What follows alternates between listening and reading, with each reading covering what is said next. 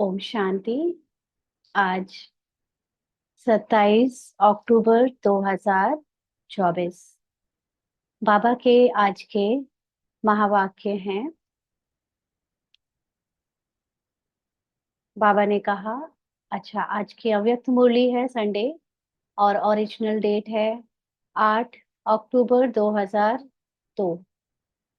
और मुरली का जो सार है वो है, आत्मिक प्यार की मूर्ति बन, शिक्षा और सहयोग साथ साथ दो। आत्मिक प्यार। आत्मिक प्यार बाबा के बच्चों को किसने सिखाया? बाबा ने सिखाया। कैसे सिखाया? शिक्षा और सहयोग देके। तो अब हमको भी बाबा के समान आत्मिक प्यार की मूर्ति बनकर शिक्षा और सहयोग सबको साथ साथ देना है। तो ये मधुबन की मुरली, मतलब मुरली मधुबन निवासी भाई बहनों से मुलाकात करते समय बाबा ने स्पेशली वहाँ के भाई बहन और निवासियों के प्रति बोली थी। लेकिन हम इसको अपने लिए समझेंगे, क्योंकि हमको भी बाबा कहता है कि आपका असली घर ब्राह्मण जीवन में मधुबन है, और बाकी आप सब लोग जहाँ भी रहते हो, जो घर जिनमें आपको जिम्मेदारियां सेवा की मिली है या सेंटर, वो सेवा स्थान है। तो हम सब मधुबन निवासी भाई बहनों से बाबा ने क्या कहा? बाबा ने कहा, आज प्यार के सागर बाप दादा अपने मास्टर ज्ञान सागर बच्चों से मिलन मना रहे हैं। बाबा ज्ञान का सागर है, और बाबा के बाद अगर कोई और ज्ञानी है या मास्टर ज्ञान का सागर है तो कौन है? हम बच्चे हैं। तो बाबा हमसे मिलन मनाने आया है। ये परमात्मा प्यार बच्चों की पालना का आधार है। जैसे परमात्मा प्यार ब्राह्मण जीवन का आधार है, ऐसे ही ब्राह्मण संगठन का आधार आत्मिक प्यार है। जो आत्मिक प्यार आप बच्चे ही अनुभव कर सकते हो। बाबा से के साथ हमारा जो प्यार है वो कोई शरीर के रिश्ते से नहीं। पहले तो बाबा को हमने अपना आत्मा रूप में पिता माना, और उसके बाद हर संबंध बाबा के साथ निभाए। वो भी इसलिए क्योंकि हमारे अंदर साकारी देह का भान है। अगर वो साकारी देह का भान की पालना या प्यार हमको बाबा से ना मिलता, तो हम शरीर के जो संबंध हैं, शरीर की जो बंधन है, ये उनसे छूट नहीं पाते। इसलिए बाबा ने पहले हमको अपना आत्मिक पिता बनाया, मतलब हमको बच्चे बनाया, खुद को पिता, और फिर आत्मिक रूप में ही वो सारे संबंध अनुभव करने की हमको बाबा ने शिक्षाएं दी। तो अब हम बच्चे, बाबा कहते हैं, आज के विश्व की आत्माएं इस सच्चे निस्वार्थ आत्मिक परमात्मा प्यार की प्यासी हैं। हम्म। संसार में आज सभी चाहते हैं कि उनके सब रिश्ते, उनको प्यार मिले, लेकिन उसका आधार उनके लिए एक रहता है कि कहीं शरीर के संबंध है इसलिए, या धन से वो धनी है इसलिए, या कोई और कारण। लेकिन होता सब शरीर का है, इसलिए विनाशी होता है। लेकिन हम बाबा के बच्चों को जो प्यार मिला है वो निस्वार्थ आत्मिक प्यार है, परमात्मा प्यार। और ऐसे प्यार के लिए तो विश्व की आत्माएं तरस रही हैं, प्यासी हैं। ऐसा सच्चा प्यार सिवाय आप ब्राह्मण आत्माओं के किसी को प्राप्त नहीं हो सकता। क्यों? क्योंकि ये प्यार ज्ञान से मिलता है, और जब तक ज्ञान नहीं लिया तब तक प्यार भी अनुभव नहीं कर सकते। तो प्यासी आत्माओं की प्यास पूर्ण करने वाले अपने को हर समय परमात्मा प्यार व आत्मिक प्यार में समाये हुए अनुभव करते हो। बाबा अब हमसे पूछ रहा है। भक्ति में भी बहुत लोग भगवान से प्यार करते हैं, लेकिन उनका प्यार शरीर के भान में होता है। अगर कोई कृष्ण से प्यार करेगा तो कृष्ण के साकार रूप को देखकर, अपने भी साकार रूप को देखकर प्यार लेता है। लेकिन यहाँ पर हमारा प्यार आत्मिक प्यार है। तो ऐसा आत्मिक प्यार बाबा के साथ अनुभव करते हो, परमात्मा प्यार। पूछ रहे हैं बाबा, प्यार के दाता वह देवता सदा रहे हो। दाता माना देने वाले। तो हमारे द्वारा अगर हमें भगवान से इतना प्यार मिला है, तो क्या वही प्यार हम औरों को दे पाते हैं? हाँ। चलते फिरते आत्मिक प्यार की वृत्ति, दृष्टि, बोल, संबंध, संपर्क, अर्थात कर्म अनुभव करते हो। Very important. जब भी हम किसी से भी साकार में पार्ट बजाते हुए ड्रामा के अंदर मिलते हैं, जिनके साथ रहते हैं, जिनके व्यवहार में आते हैं, उन सब के प्रति हमारा नजरिया, वृत्ति माना नजरिया, आत्मिक है। दृष्टि माना उनको जिस भी दृष्टि से, जिस भी नहीं लेकिन उनको आत्मिक दृष्टि से, भले ही वो हमारे घर में काम करने आते हैं, भले ही बाहर वो गरीब है या भिखारी है या कोई गार्ड है, गेट कीपर है, ड्राइवर है, कोई भी है, लेकिन हमारा नजरिया उस उसके रोल को देखकर बदल तो नहीं जाता। वो अंदर कौन है, वो सत्य आत्मा, ये याद रहता है। बोल और संबंध संपर्क में भी आत्मिक प्यार बाहर बरसता है। पूछ रहे हैं बाबा, ऐसा कर्म अनुभव करते हो? कैसी भी आत्मा हो, लेकिन आप ब्राह्मणों की नेचुरल वृत्ति, ब्राह्मण नेचर बन गई है। क्योंकि ब्राह्मण का मतलब ज्ञानी, ज्ञानी का मतलब जो सबको एक दृष्टि से, आत्मिक दृष्टि से देखे। तो जब सबको एक ही दृष्टि से देखेगा, तो उसके लिए तो सबके प्रति नेचुरली बहुत स्वीट होना जरूरी हो जाता है। वो क्या जाता है, नेचुरली उसकी नेचर बन जाती है। तो ऐसे बने हैं। अभी तक अगर हम मीठे नहीं बने, ऊपर से कड़वे कड़वे, कभी कभी कोई संस्कार आ जाता है, वो अलग बात है, लेकिन majority natural state of being हमारा कैसा होना चाहिए? ब्राह्मणों वाला मीठा। हाँ। तो बाबा कहते हैं बनानी पड़ती है या बन गई है। माना ऊपर से अभी बहुत अटेंशन रखकर ध्यान देना पड़ता है कि अरे मेरे से गलती हो गई, बाबा ने शिक्षा दी थी और हम उसको करेक्ट करते हैं, या नेचुरली अब वो बन चुकी है। पूछ रहे हैं बाबा। अगर कोई अपना पुरुषार्थ ऊपर से कर रहा है, आत्मिक अवस्था की स्थिति में टिके बिना, तो वो नेचुरल नहीं बन पाएगा। कुछ समय रहेगा और ऊपर से चेंज करेंगे तो वो अंदर बाहर अलग अलग होगा। लेकिन जिसका पूरा ध्यान अंदर से आत्मिक अवस्था का है, उसके लिए बाहर से कई बार कड़वापन निकलेगा, क्योंकि वो कड़वापन उसकी बीमारी थी अभी तक, तो वो निकलता जाएगा। लेकिन वो अंदर से जानता है कि मैं अंदर से बहुत मीठी आत्मा हूँ और मेरा सबके साथ बहुत प्यार है। तो ये धीरे धीरे कड़वापन पूरा निकलकर आपके मिठास में चेंज हो जाएगा और पता भी नहीं चलेगा कि हमने इसके लिए कोई अलग से मेहनत करी। मेहनत तब लगती है जब हम ऊपर से चेंज करते हैं, क्योंकि अंदर तो वही क्रोध आ रहा है, अंदर तो वही चिड़चिड़ापन, अंदर तो वही वासनाएं हैं, लेकिन ऊपर से हम दिखावटी मीठा बन रहे हैं। तब ऐसा लगता है कि जो मैं नहीं हूँ वो मुझे करना पड़ रहा है, दिखावा करना पड़ रहा है, तो उसको मेहनत कर कहते हैं। लेकिन हम ऊपर को अभी चाहे ना भी बदले, वैसे बदल ऊपर ध्यान रखें, इतना रूड ना हो, लेकिन अंदर से आत्मिक अवस्था को नेचुरली बनाए रखे, चाहे बाहर से पार्ट कैसा भी बजे। धीरे धीरे एक अवस्था ऐसी आती है कि आपको खुद रियलाइज नहीं होगा आप कब बदल गए।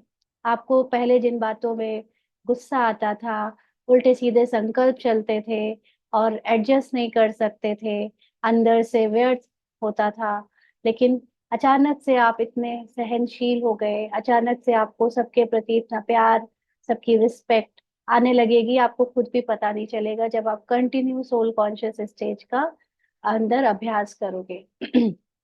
तो बाबा पूछ रहे हैं, ऐसी स्टेज बनानी पड़ती है या बन गई है? Follow father, follow mother. Follow father माना निराकार शिव बाबा को फॉलो करो, अपने को सदा निराकार समझो। और कर्मों में फॉलो मदर माना ब्रह्म माँ, ब्रह्मा बाबा को, जो उन्होंने कर्मों में करके दिखाया उसको फॉलो करो। अपने ब्राह्मण जन्म के आदि समय को याद करो। जब हम शुरुआत में ब्राह्मण बने थे, तब हमारा अंदर कैसा परिवर्तन आया था, इंस्टेंट। फिर धीरे धीरे भले ही वापस वैसे बैठ गए, लेकिन फिर भी उस समय को याद करो।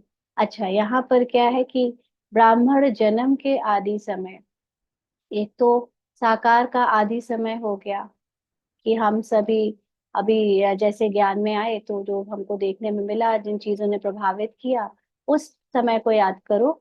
और दूसरा है कि हमारे पूरे कल्प में जो ब्राह्मण जन्म को ज्ञान मिला है, उसमें हमारा आदि समय क्या है, देवी देवता वाला, उसको भी याद करो।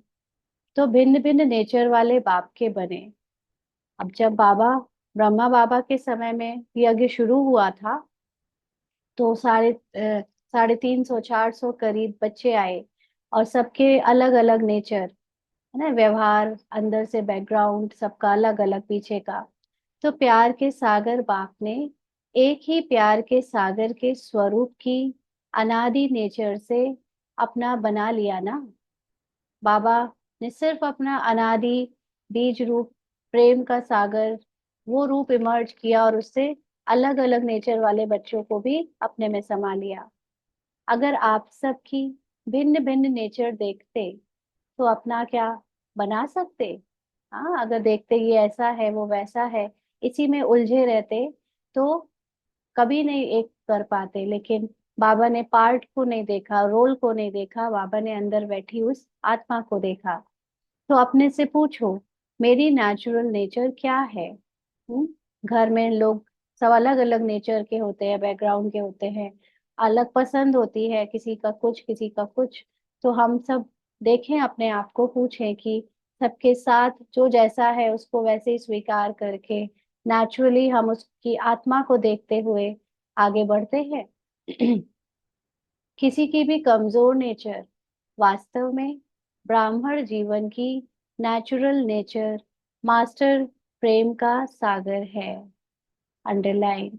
देखने में कमजोर नेचर है, वो पार्ट है, रोल है, लेकिन वास्तव में उसके अंदर भी नेचुरली वही प्रेम और प्रेम का सागर अवस्था है। तो जब दुनिया वाले भी कहते हैं कि प्यार पत्थर को भी पानी करता है, तो आत्मिक प्यार, परमात्म प्यार लेके देने वाले, लेके देने वाले, ऐसा नहीं कि हम अभी से अपने अंदर जो पहले का थोड़ा बहुत बचा हुआ है वो देने लगे बिना लिए। हम्म पहले बाबा से लेना है। और बाबा से लेने का मतलब ऐसे खाली बैठकर बाबा से किरणें भरना नहीं होता। बाबा से प्यार लेना मतलब ज्ञान से ये जान लेना कि बाबा प्यार का सागर है, और मैं भी प्यार का सागर हूँ। कोई कितना भी कहे कि तुम में ये कमी है, तुम इतने रूड हो, तुम कमजोर हो, तुम्हारा व्यवहार अच्छा नहीं है, बिल्कुल स्वीकार नहीं करना। हमेशा याद रखना, ऐसा हो ही नहीं सकता। जिसका बाप परमात्मा इतना प्यार का सागर है, मैं भी उसी का प्यार, उसी की तरह प्यार का सागर हूँ। जैसे कल बात की थी ना, कि जब भी हमें लगता है कि हमारे अंदर कोई कमी है, या कोई और रियलाइज कराता है कि आप में ये कमी है, और उस कभी बाबा के घर से कोई वरदान का कार्ड मिल जाए, तो उसमें वही चीज लिखी होती है, वो भाव, माना वो हमें स्वीकार नहीं करना है। ये तो रोल में उस समय मौजूद नहीं दिखा, रोल में उसका स्वरूप नहीं दिखा, जिसके कारण मुझे भी ऐसा लगा कि मेरे अंदर नहीं है, और शायद सामने वाले रोल प्लेयर्स को भी नहीं लगा। लेकिन ये सत्य नहीं है। हमारे अंदर सारे गुण, सारी शक्तियां हैं, इसलिए कभी स्वीकार नहीं करना है कि हम में कोई कमी है। तो इसको कहेंगे परमात्मा प्यार से लेने वाले, अपने को पहले रिमाइंड करवाने वाले। हाँ, तो बाबा के सामने बैठकर इस स्मृति को पक्का करते जाना है कि मैं आपके जैसी हूं ही, हूं ही, हूं ही। हाँ, तो भिन्न भिन्न नेचर को परिवर्तन नहीं कर सकते। जब हमको प्यार बाबा से मिल रहा है, या बाबा के समान हम प्यार के सागर हैं, और ऐसी कहावत भी है कि प्यार तो अच्छे अच्छे पत्थरों को भी पानी कर देता है। तो यहाँ तो फिर स्वभाव संस्कार है बस, सबके अलग अलग। तो उनको अपने ज्ञान की दृष्टि से, उनके सत्य स्वरूप को देखकर, उनके रोल को स्वीकार करके अपनी तरफ से प्यार देकर उन्हें परिवर्तन नहीं कर सकते। कर सकते हैं या नहीं, पूछ रहे हैं बाबा। पीछे वाले बोलो। जो समझते हैं कर सकते हैं वो एक हाथ उठाओ।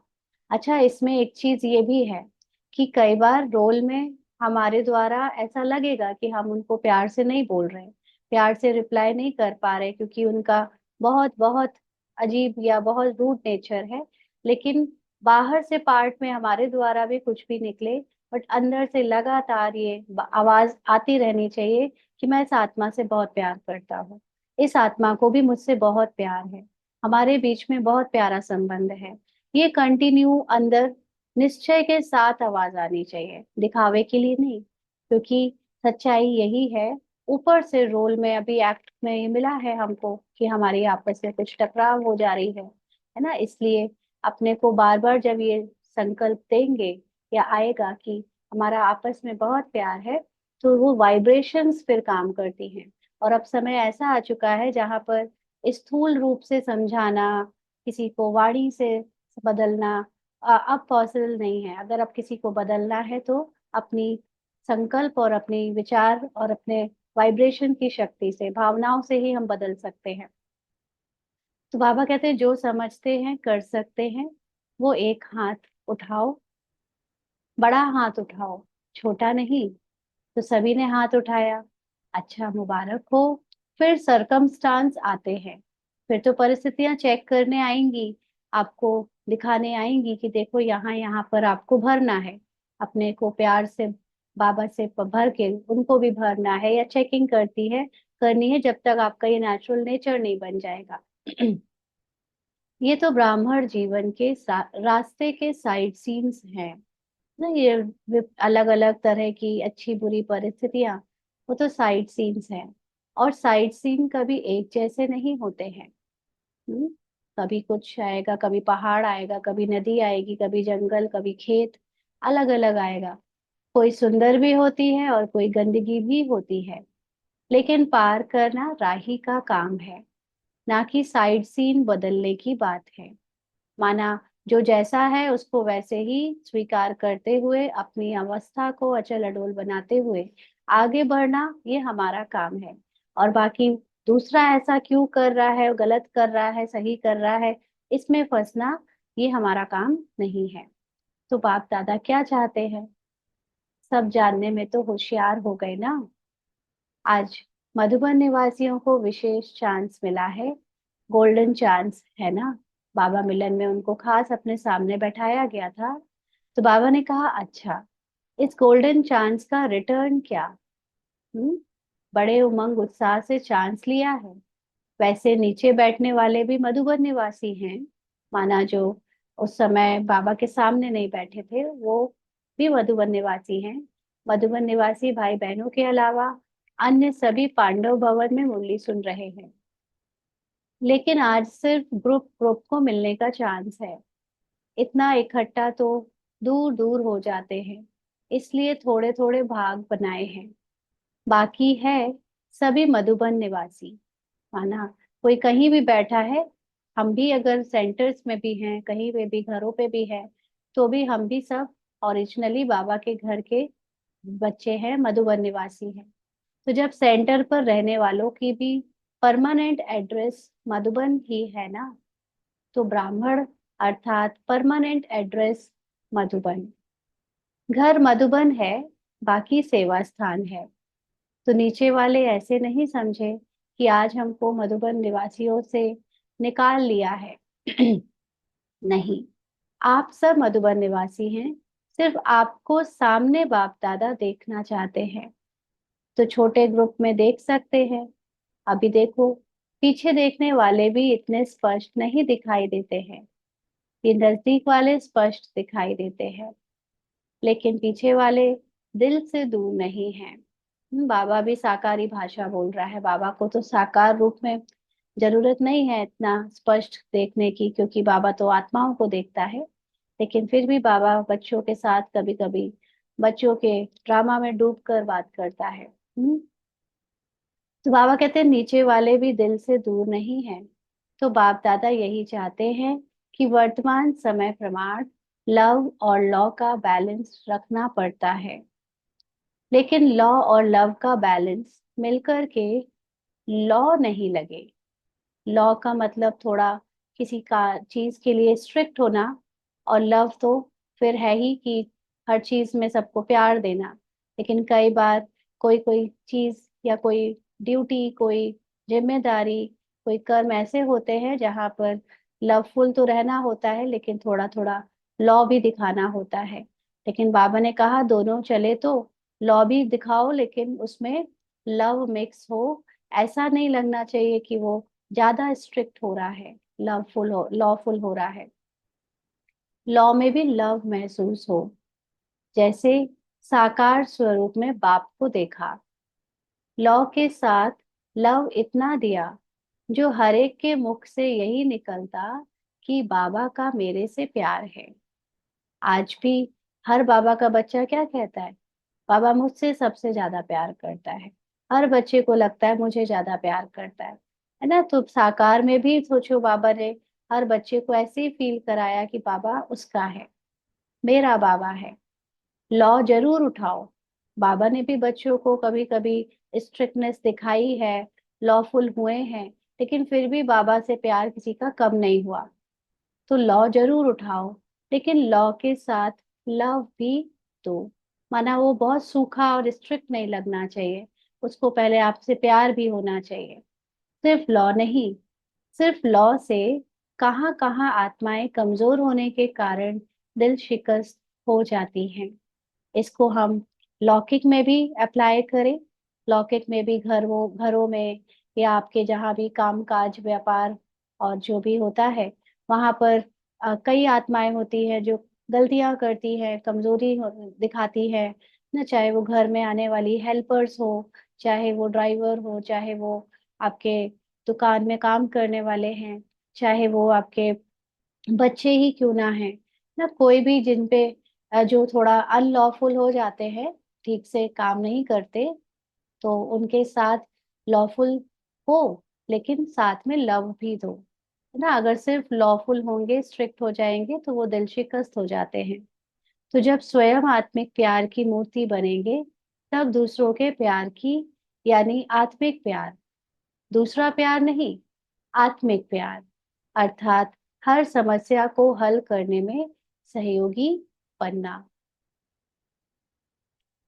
तो जब भी हम, आप देखोगे कि सोल कॉन्शियस स्टेज होती ही समाधान स्वरूप स्टेज है।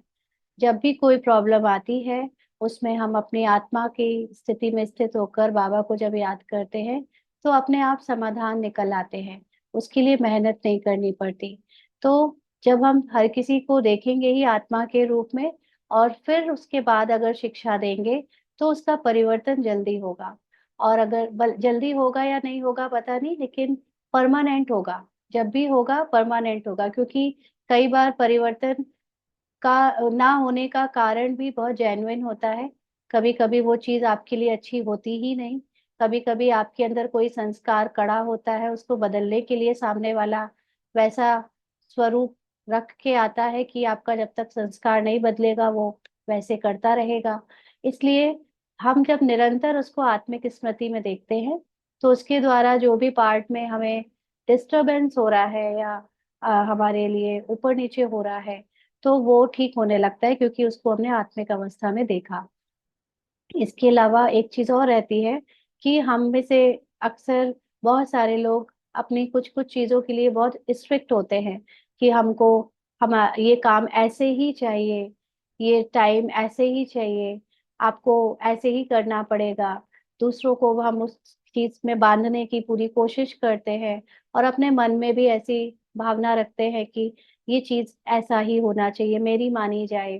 तो ऐसी चीजों को, जो हमने एक बंधन बना रखा है अपने मन में डीप डाउन, और वो हमारे लिए एक सोल कॉन्शियस स्टेज से नीचे गिराने वाली बात है, क्योंकि बार बार वो चीज हमको डिस्टर्ब करती है। तो भी ऐसे पेपर्स सामने से बहुत आते हैं कि वो लोग वही करेंगे जो आपको पसंद नहीं आएगा, या जो आप जिस चाहोगे नहीं जो हो। तो ऐसे में भी जब हम उसको आत्मिक रूप में प्यार देते हैं और स्वीकार करते हैं वो जो जैसा है, क्योंकि हर चीज में वैसे जब आत्मा की स्मृति होती है, तो आपको ये अनुभव होगा कि किसी भी चीज का लॉ हम पर काम नहीं करता, ना किसी और पर। जो चीज जब जैसे जब होनी है, जैसे अभी हम लोग देखते हैं कि ब्राह्मण जीवन में पंक्चुअलिटी की बहुत वैल्यू है ना। लेकिन जब आप आत्मिक लेवल पे देखते हो, तो आत्मिक लेवल पे पंक्चुअलिटी का पंक्चुअलिटी एक रिजल्ट है। काम पंक्चुअल हो सकते हैं, लेकिन अगर नहीं भी होते तो भी जो आत्मिक लेवल में स्थित है वो उसकी वजह से कभी हिलेगा नहीं। जैसे एक एग्जाम्पल अभी हमारे साथ हम लोगों के सेंटर में हुआ। एक बाहर से बहन आई हुई थी मधुबन से, उनका प्रोग्राम रहता था सेंटर्स पे, तो वो थोड़ा सेंटर की निमित्त बहनों के कारण लेट हो जाता था। उनको ये था, उन्होंने अपनी एक डीप डाउन पहचान बना रखी थी कि उनको हर काम समय से करने की आदत है, टाइमली करने की आदत है। तो वो ऐसे तो प्रोग्राम जैसे लेट होता था तो हो ही जाता था, बट लास्ट में उन्होंने सबके सामने कहा कि मुझे ये बात पसंद नहीं आई कि टाइम से चीजें हुई नहीं। बट देखा जाए इसको एक आत्मिक अवस्था से, तो अगर कोई आत्मा की स्मृति में स्थित होता तो वो ये शिकायत भी नहीं करता। क्यों? क्योंकि उसे पता है कि उसने जो अपना एक संस्कार ये बना रखा है, उसको तोड़ने के लिए सामने वाले से ऐसी परिस्थिति बनी कि उसको हर समय एडजस्टेबल होना चाहिए। जो काम जैसे होना है वो ड्रामा में पहले से फिक्स्ड है। हम आधा ज्ञान याद रखते हैं कि हमें होना चाहिए, पंक्चुअल होना चाहिए, बट वो आधा ज्ञान का क्या कि जो सब कुछ ड्रामा अनुसार हो रहा है। तो दोनों चीजें याद रखनी है, क्योंकि आत्मिक अवस्था में कोई चीज क्यों हो रही है और ड्रामा में वो चीज ऐसे ही क्यों फिक्स्ड है, उसके हिसाब से ही सब लोग ढीले या टाइट हो जाते हैं। वो कर्म वैसे ही होता है जैसे ड्रामा में फिक्स होता है। ये भूलने के अलावा जब हम अपना एक अहंकार रखते हैं कि हम होते तो ऐसा होता और हम करते तो ऐसा होता और हम ऐसे हैं, हम वैसे हैं, ये भी देह भान में आ जाता है। है ना। तो ये थोड़ा सा अलग जाकर बात थी, लेकिन ये ऐसी मन में संकल्प बाबा ने दिया। तो हमें ध्यान रखना है कि ड्रामा के ऊपर कुछ नहीं है ना। ब्राह्मण जीवन की लाइफ स्टाइल भी फिर ड्रामा के ऊपर आकर खत्म हो जाती है, क्योंकि सॉरी हाँ, क्योंकि ड्रामा में आत्मिक स्थिति है, और आत्मिक स्थिति में कोई चीज क्यों हो रही है, वो है आत्मा की उन्नति के लिए। और that is the top most priority, कि सबका परिवर्तन हो, सब अपने शरीर के भान से, शरीर की बंधनों से, अनेक बनाए हुए अहंकारों से टूटे। हम सब बहुत सारी ऐसी बातों पर अपना आधार बनाकर रखते हैं, विश्वास का, बिलीफ सिस्टम का। उसको भी तोड़ना है एकदम, इतना एडजस्टेबल कि चाहे बाबा ने कहा ना, चाहे जहां बैठा लो, चाहे जहां खिलाओ, चाहे जो कराओ, सब में राजी। तो इतना समर्पण। तो आत्मिक प्यार जब होता है तो हर समस्या का हल निकल आता है। तो बाबा कहते हैं सिर्फ शिक्षा देना नहीं, शिक्षा और सहयोग साथ साथ देना, ये है आत्मिक प्यार की मूर्ति बनना। मान लीजिए किसी से कुछ गलती हुई तो बस हमने डांट लगा दी, उसको नीचा दिखा दिया, या उसको सुधारने के लिए दो चार बातें सुना दी, लेकिन उसके अंदर अगर वो काम करने की, प्रॉपरली करने की शक्ति होती तो वो पहले भी कर लेती।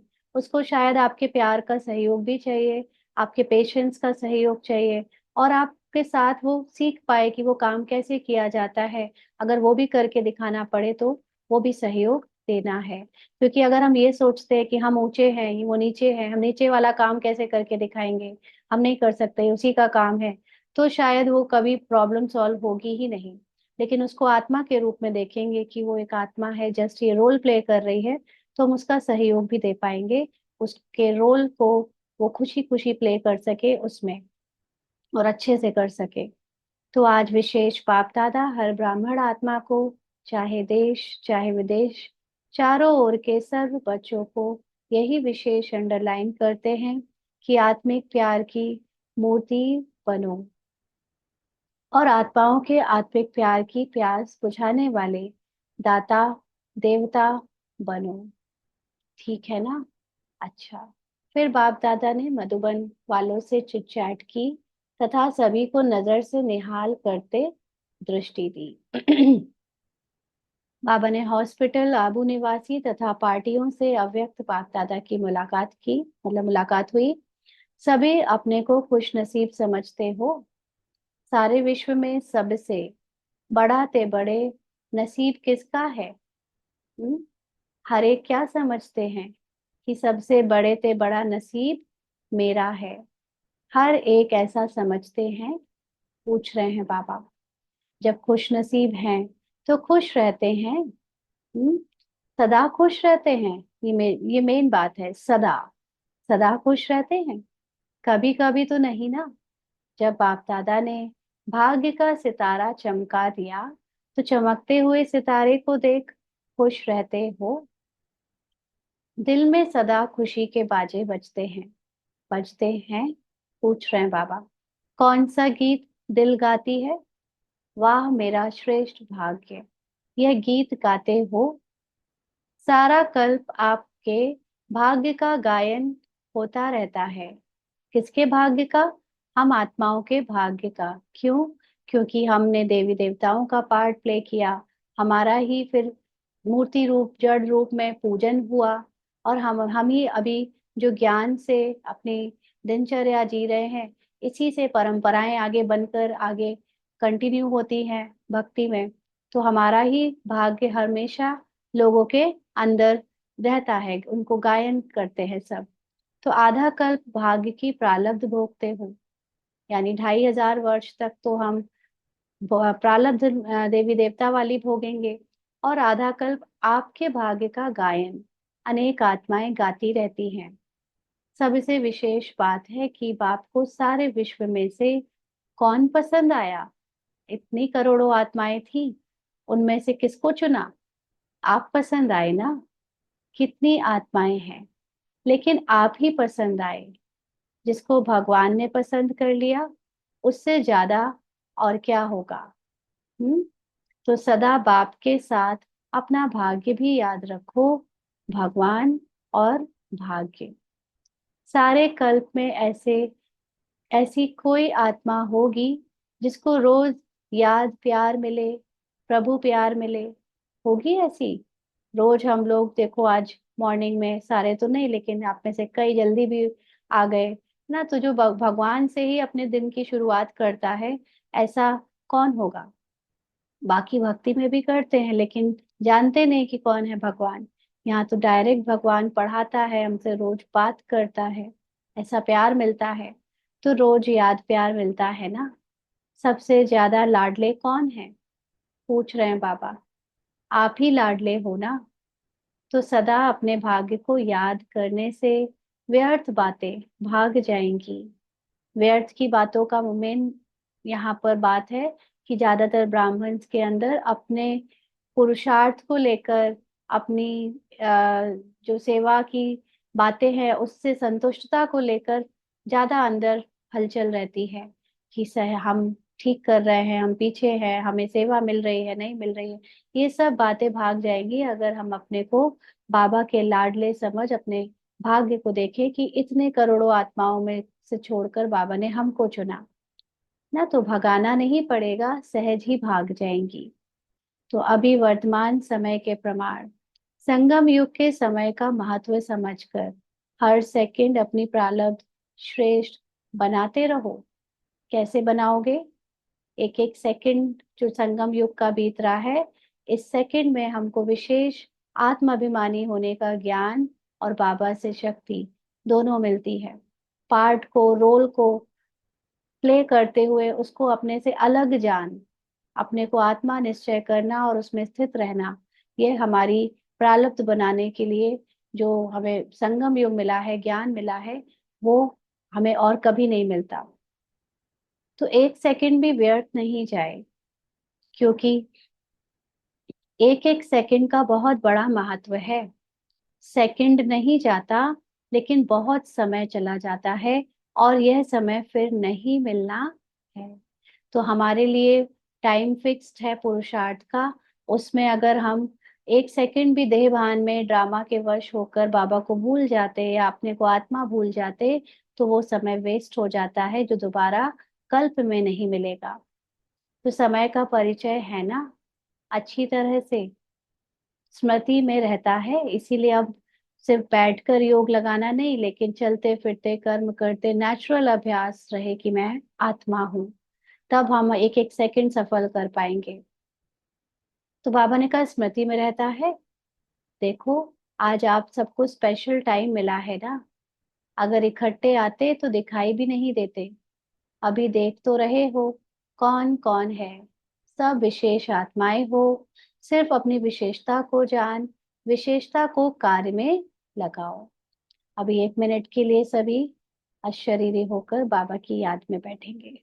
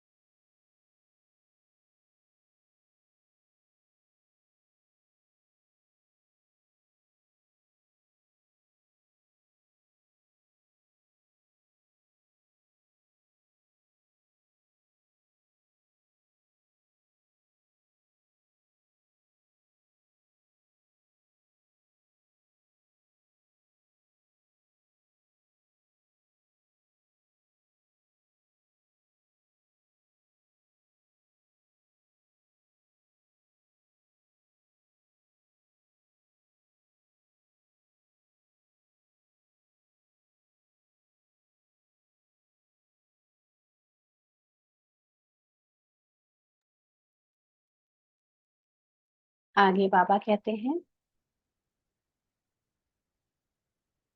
सब विशेष आत्माएं हो, सिर्फ अपनी विशेषता को जान, विशेषता को कार्य में लगाओ। यानी हर आत्मा में कोई ना कोई विशेषता जरूर है। कोई विशेषता बाहर दिखने वाली होती है, कोई विशेषता अंदर से जो हमारी गुण की होती है। सबके साथ प्यार से बात कर पाना, सबके साथ हंसते मिलते, सबको सबके साथ मिलकर चलना, है ना, ये सब।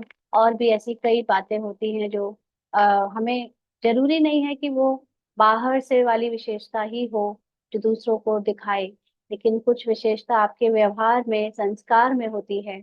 वो विशेषता को भी जानकर उसको कार्य में लगाओ।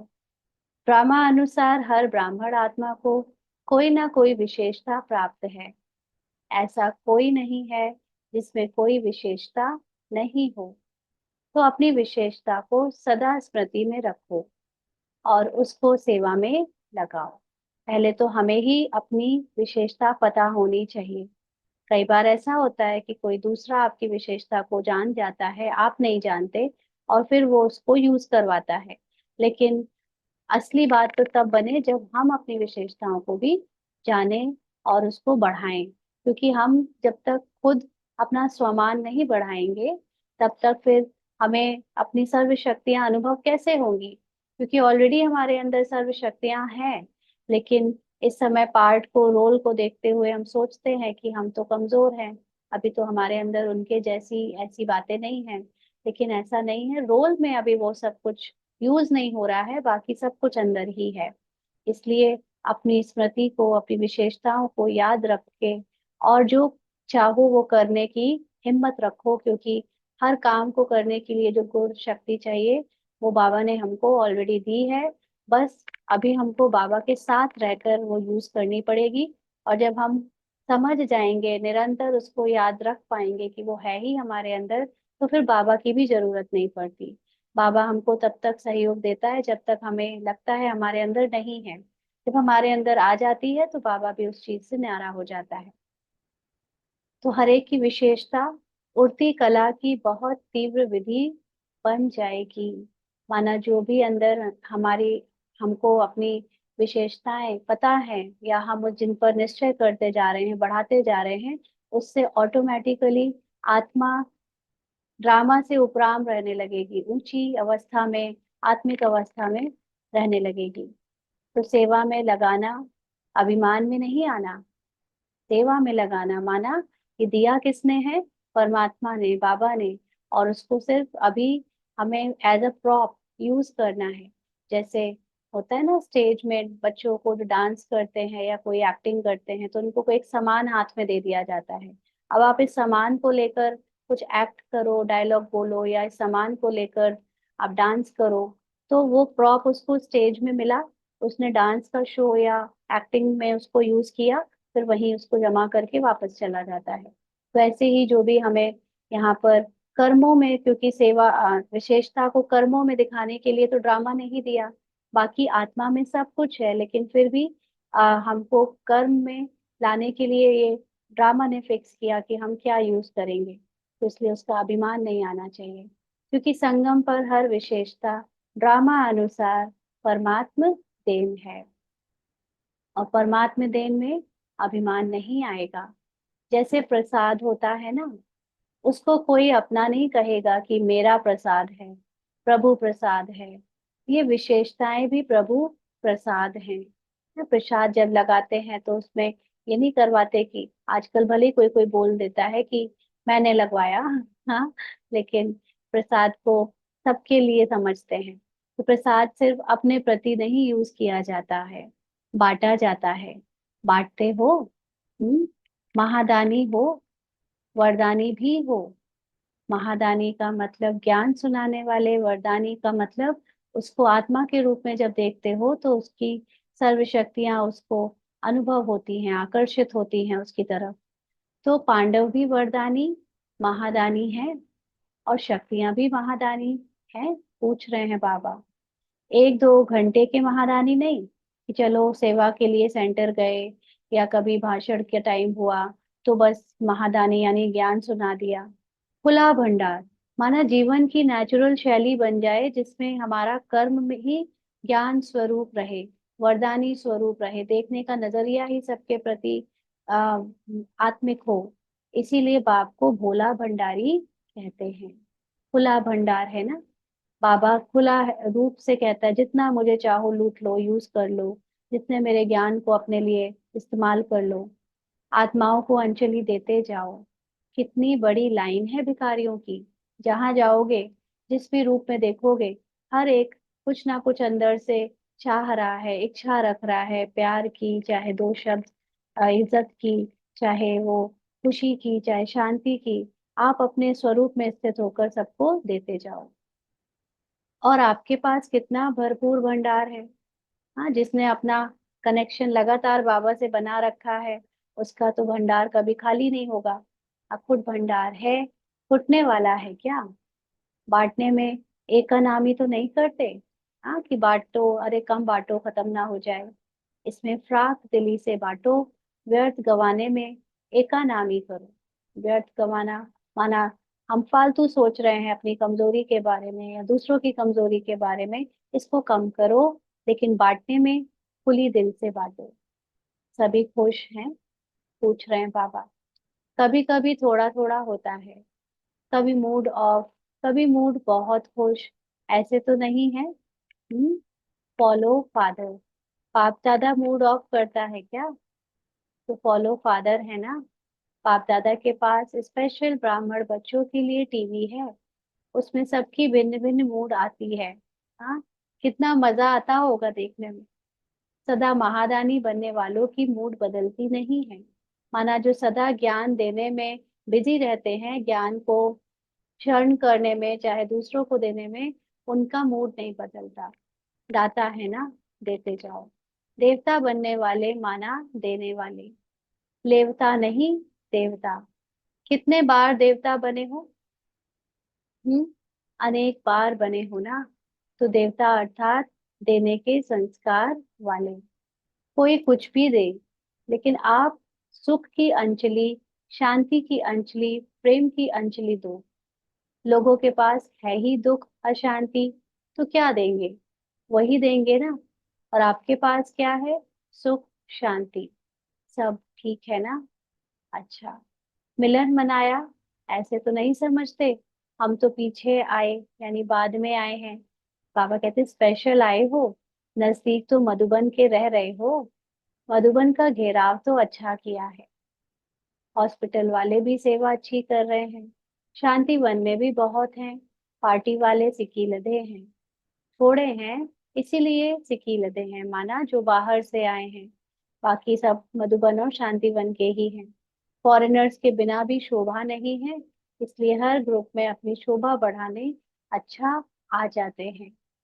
अच्छा, फिर बाबा ने सेवाधारियों से अव्यक्त बाप दादा की मुलाकात की।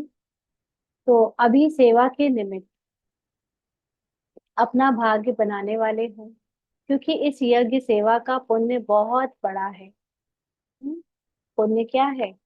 ऐसा पुण्य है जो पूरे कल्प में हमको महिमा योग्य बना देता है।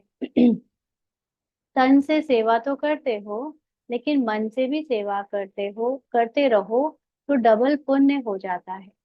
तन से सेवा तो दूसरी जगह और भी लोग करते हैं, हम लोग भी घरों में कर लेते हैं, है ना, कि घर सारे तन के काम कर रहे हैं, लेकिन मन में जो अपने को आत्मा समझकर जब सेवा करते हैं तो डबल पुण्य हो जाता है। मनसा सेवा और तन की सेवा, जो भी आते हैं सेवाधारियों की सेवा से वायुमंडल में देख करके अपना लाभ लेकर जाते हैं, कुछ ना कुछ सीख कर जाते हैं। तो जितने भी आते हैं सेवा के समय, उन्नी उतनी आत्माओं का पुण्य और दुआएं जमा हो जाता है। ऐसा सेवा करते हो कि तन से भी और मन से भी, डबल सेवाधारी हो या सिंगल, कौन हो?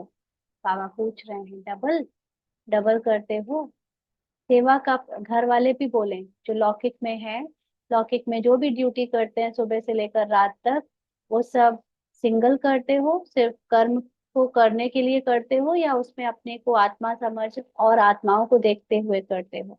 हाँ, डबल हो या सिंगल सेवाधारी? तो बाबा ने कहा सेवा का प्रत्यक्ष फल भी मिलता रहता है। जितना समय रहते हो एक्स्ट्रा खुशी मिलती है ना। आप देखो कोई भी काम करते हो जब उसमें बाबा साथ में होता है याद में, तो खुशी मिलती है।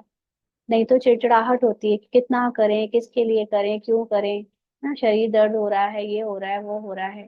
लेकिन बाबा की याद में चाहे जितना शरीर जैसा भी हो, बाबा की याद खुशी देती रहती है। तो प्रत्यक्ष फल भी खाते हो, दुआएं भी जमा होती है। माना आपके लिए आत्मा की अवस्था बनाने के लिए हमको पहले कुछ मिनिमम क्वांटिटी ऑफ दुआएं चाहिए, है ना। ये जो हम लोग ब्राह्मण जीवन में पार्ट प्ले करते हुए भले ही ज्ञान से आत्मा जान लेते हैं, बट अनुभव में आत्मा को अभी तक नहीं जाना है। उसके लिए पहले हमें कुछ फिक्स क्वांटिटी ऑफ दुआएं चाहिए।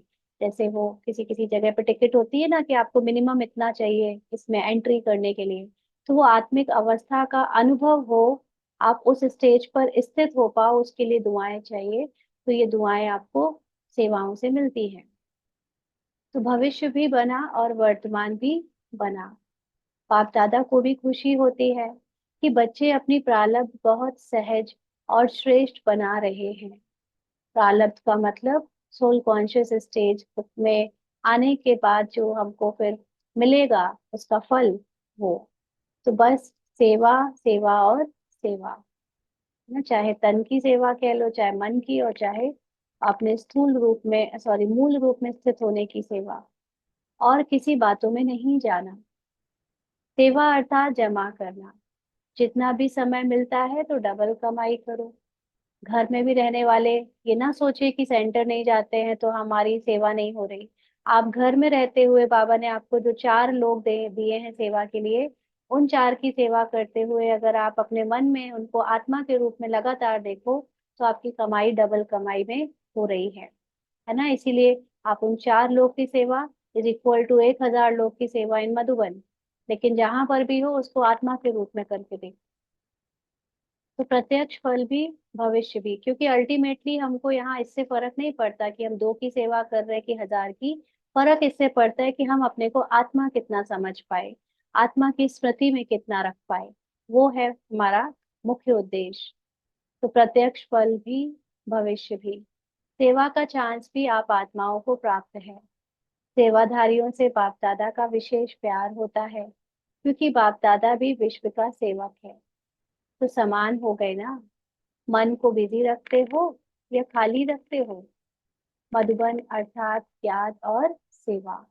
चलते फिरते मन याद में या सेवा में बिजी रहे। सभी खुश रहते हो, पूछ रहे हैं बाबा? कभी कभी वाले तो नहीं हो, सदा खुश रहने वाले। आपकी खुशी को देख दूसरे भी खुश हो जाते हैं। सेवाधारियों को भी टर्न मिला, खुश होना, टर्न मिला ना विशेष। मधुबन वालों के निमित्त आपका भी गोल्डन चांस हो गया। स्वयं सदा स्वमान में रह उड़ते रहो। स्वमान को कभी नहीं छोड़ो, अंडरलाइन।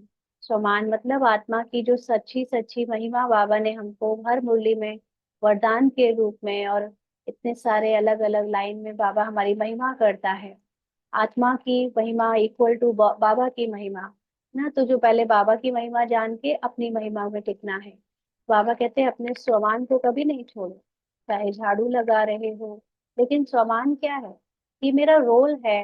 इस वक्त मैं प्ले कर रहा हूँ झाड़ू लगाना, लेकिन अंदर से तो मैं कौन हूँ? सुपरस्टार हूँ ना। शाहरुख खान को आप झाड़ू लगवाओ, चाहे आप उसको करोड़पति का रोल दे दो, दोनों में ही वो तो हीरो है।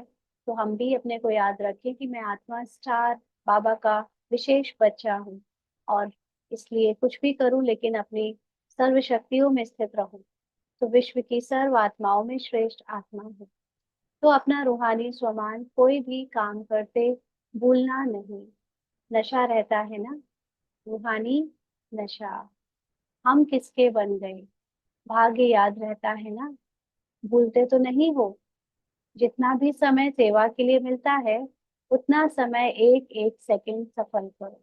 यानी जहां पर भी कर्मणा या कोई भी सेवा कर रहे हो, वहां पर अगर बिना आत्मा की स्मृति की सेवा करी, तो वो सफल नहीं कहा जाएगा। इसलिए कुछ भी करो लेकिन आत्मा की स्मृति में करो, व्यर्थ नहीं जाए, साधारण भी नहीं। साधारण का मतलब ड्रामावश, ड्रामा की पहचान के कारण हम कुछ कर रहे हैं, वो भी नहीं। रूहानी नशे में, रूहानी प्राप्तियों में समय जाए, है ना। हमेशा ज्ञान का मनन चिंतन करने में या आत्मा की स्थिति को याद रखने में ही समय निकले, ऐसा लक्ष्य रखते हो ना। अच्छा, ओम शांति।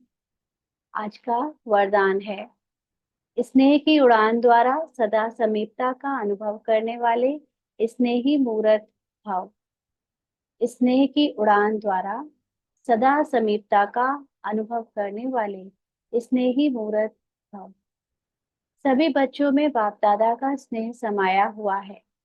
स्नेह की शक्ति से सभी आगे उड़ते जा रहे हैं। स्नेह की उड़ान तन व मन से, दिल से बाप के समीप ले आती है ना। जब बाबा से प्यार होता है तो हम मन से हमेशा बाबा को याद करते हैं, और तन से सेंटर या मधुबन जाना हमें हमेशा अच्छा लगता है। तो भले ज्ञान योग धारणा में सब यथाशक्ति नंबर वार हैं, लेकिन स्नेह में हर एक नंबर वन है ना। प्यार सबको बाबा से पूरा है। यह स्नेह ही ब्राह्मण जीवन प्रदान करने का मूल आधार है। इसी की वजह से तो हम बाबा से जुड़े हुए हैं, बाबा के साथ बाबा की बताई हुई बातों को अमल कर रहे हैं। तो स्नेह का अर्थ है पास रहना, पास होना, और हर परिस्थिति को बहुत सहज पास करना। तो पास कौन रहता है? जो अपने को आत्मा समझ बाबा के साथ रखता है। और पास होना मतलब टाइम जैसे पास होता जाता है, वैसे हमारा रोल भी धीरे धीरे पास होता जाता है। और कोई भी परिस्थिति आती है तो उसमें हम पास मतलब सक्सेसफुल भी बहुत सहज हो जाते हैं। स्लोगन है, अपनी नजरों में बाप को संभालो, तो माया की नजर से बच जाएंगे। तो बाबा को संभालो माना हमेशा हर जगह पे हर बात में मुझे बाबा दिखे। बाबा का मतलब वो संपूर्णता दिखे, जो हर आत्मा की सच्चाई है। जैसे बाबा की सच्चाई है कि बाबा संपूर्ण संपन्न है ना, सागर है, वैसे ही हर आत्मा की भी वही सच्चाई है।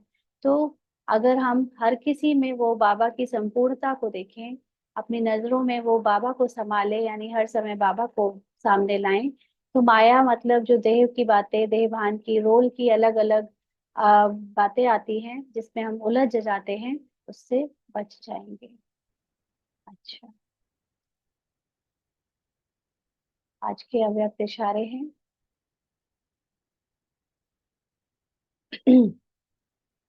ब्राह्मण अर्थात सबके दिल पसंद स्वभाव संस्कार वाले। ब्राह्मण रोल ऐसा रोल है जिसमें हमारे फिजिकल पार्ट में यानी साकार किरदार का कलयुग के बाद एक ऐसा किरदार मिला है जो सबको खुशी देता है, प्यार देता है। दिल पसंद स्वभाव संस्कार वाला रोल है। तो मेजोरिटी 95% के दिल पसंद जरूर हो। तो चेकिंग करें, ना सिर्फ अलौकिक बट लौकिक फैमिली में भी 95% लोग कम से कम हमसे सेटिस्फाइड हों। दिल पसंद अर्थात सर्व से लाइट, मतलब ये अंडरलाइन करनी है, इसका मतलब क्या होता है दिल पसंद का। दिल पसंद का मतलब ये नहीं है कि हम सबके मन का करते जा रहे हैं, जो चाहता है वो उसको दिए जा रहे हैं, करे जा रहे हैं। बल्कि दिल पसंद का मतलब ये होता है कि मेरा किसी के साथ कुछ भी ऐसा संबंध अटका नहीं है जिसके बारे में मैं सोचती रहूं और वो मेरे बारे में सोचता रहे। माना हर रिलेशन कंप्लीट है। कंप्लीट का मतलब वो मुझे अब याद नहीं आता है किसी हिसाब किताब के वश, पूरा करने के वश की कोई बात हो गई, अधूरी रह गई, या कुछ ऊपर नीचे हो गया तो वो याद आ रहा है।